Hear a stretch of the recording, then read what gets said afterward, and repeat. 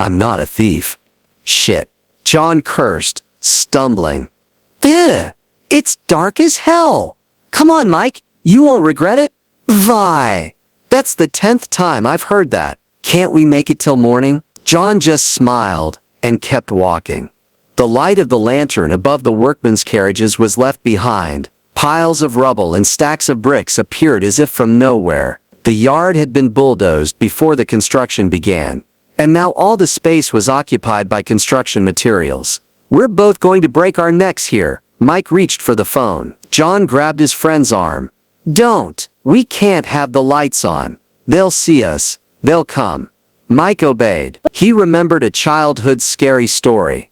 Mitis, an evil spirit will not come to you in the dark if you do not light the light until morning. But it's different now. Lights can be seen. And in the night, you can't see two people sneaking around a construction site. Only a thief would be afraid of being seen. They came to the entrance of the mansion. The scaffolding stretching spiderwebs 5 stories up. There were many buildings, but only this part was being restored. The rest of the mansion was being demolished.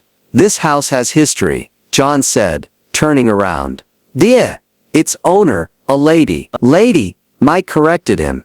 Yeah, anyway, she liked to play with the servants like a cat with a mouse. John began to climb the scaffolding. She'd leave jewelry in plain sight, waiting for someone to be tempted, and kept them in the basement until they died, or more often, threw them off the roof. Oh God, I'm sorry. John made his plea for forgiveness as he climbed a couple of sections. Listen, Mike said. He climbed up next, and raised his voice. Tell me what you want to show me. Tell me right now, because if you're doing the same old thing, I won't even look at it, and I won't even listen to you. John gave me a hurt look. I didn't steal it. I found it. I was working with a crew, in the basement, in the part that's being demolished. I swear, the wall was falling apart, and there was a bag of gold, old jewelry. I stashed it under the roof, in the attic, or they'd have seen what I was carrying. I'll be right back. John climbed higher. Mike lifted his head, and watched a vague shadow swarming upstairs. He was already up there. The old mansion was centuries old, and the attic was rotten, but the building itself was unshakable. Even though it had been empty since the war, the darkness was broken by the moon, and Mike saw John standing on the edge of the roof, then kneeling.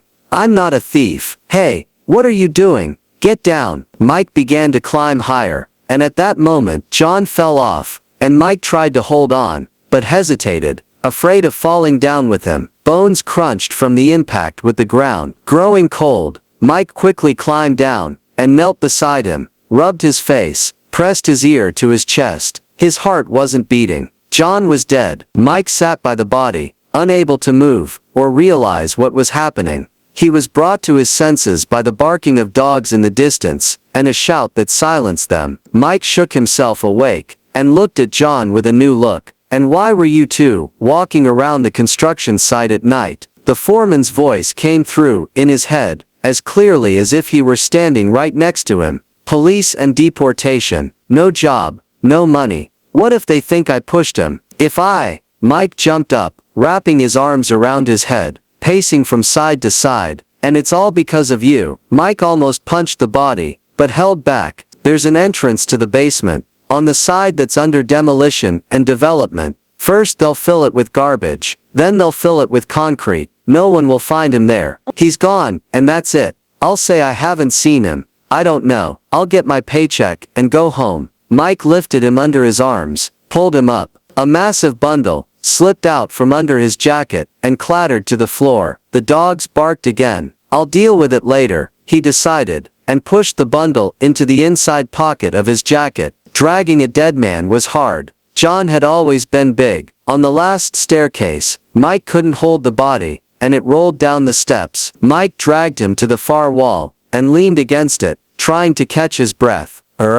Mike, help. John's faint voice broke the silence. Mike froze. He's alive. But now everyone would know where they'd been at night, realize they'd been stealing. No one would sort out who was to blame. Deport him, and that would be it. After calling for help, John pulled his knees up to his chest, wrapped his arms around them, and passed out again. He must be passing out, unable to bear such pain. Mike swallowed nervously. John alive was a bigger problem than dead.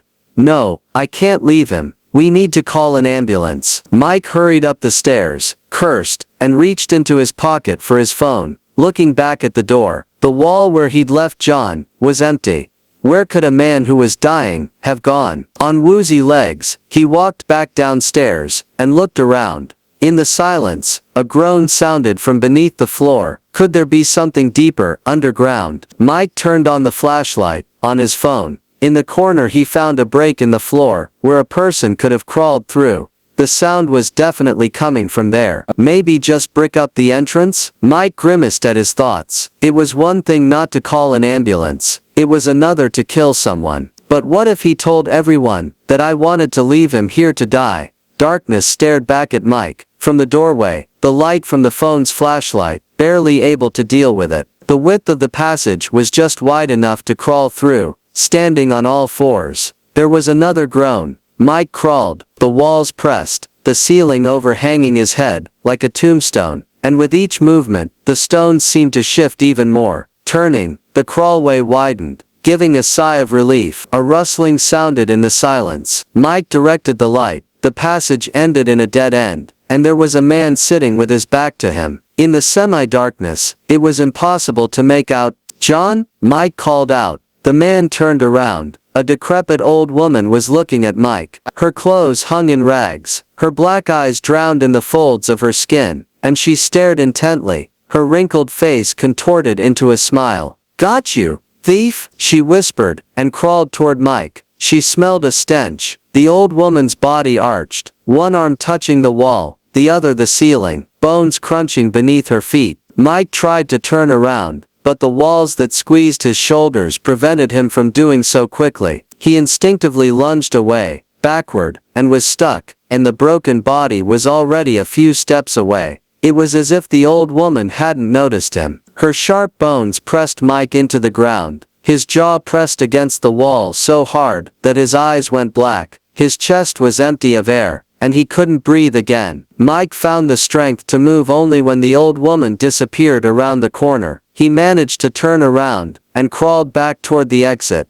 Whose bones are these? Who is this old woman? How did she get here? What if, is it the same lady? As Mike, shivering, crawled out of the breach, John was pacing around the basement. He turned around at the sound, squatted down, and spoke. "Am I a thief? I didn't do the stealing. I found the gold, and it's mine," he suddenly said clearly. "You're the thief here. You stole from me. You're the thief." As he finished, John closed his eyes, and lay back against the wall, in the same position he'd been in before he disappeared.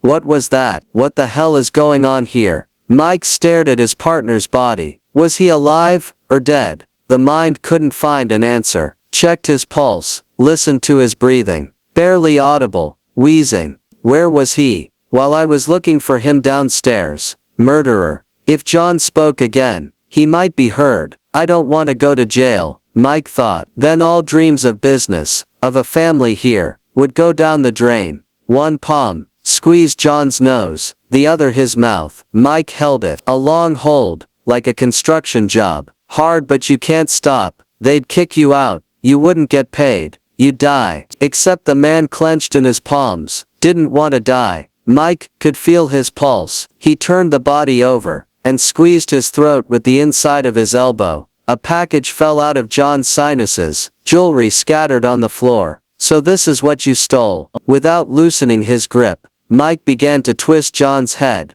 holding it as long as he could. Mike dragged the dead body under the floor, deep into the passageway, so that it would never be found. After the concrete was poured, he took the jewelry with him. Mike didn't know much about gold, but if this jewelry was real, it was worth a lot of money. Kill. John opened his eyes, then slowly sat up on the bed. "What gold? You've got rocks in there." Mike looked at his palms. On them were fragments of bricks from the basement. He tossed it aside, ran his hands into his pockets, into his sinew.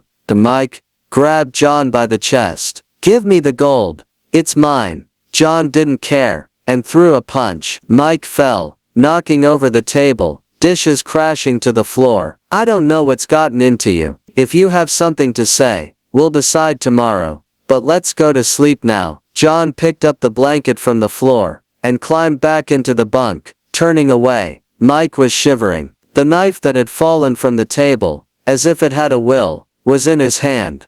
Kill the thief. A swift blow, and then another, and another. Mike stabbed the knife into the side of his heart, until his arm tired. John struggled and wheezed, but soon he was quiet. There was no gold in the upside-down room. Maybe I dropped it on the way, or left it in the cellar. Yes, it was definitely still there. Mike jumped out of the wagon. It was already dawning. Now the others would start waking up. We must hurry. When he was a few meters away from the basement, he stopped, stashed on the roof. John's voice sounded in his head. Mike rushed toward the main entrance, hitting the towers of bricks with his shoulders, falling, and getting up again. Some of the workers looked out at the noise. "Where are you going?" they shouted to him. "Where are you going?" He didn't listen, and climbed higher and higher on the scaffolding. There was no gold, no money, nothing under the roof. Then he climbed to the roof itself. Here, he could see the sun already in full force. The wind was blowing, and the working people were gathering below. Standing at the edge, Mike heard footsteps behind him. He smelled the stench of the basement. He turned, and met the old woman's gaze. She was walking, shuffling, her long arms bent at the elbows as if stiffened. Mike realized he couldn't move. "You're a thief," she whispered in his ear. His feet stepped off the edge. Don't miss out on more thrilling stories and exciting content.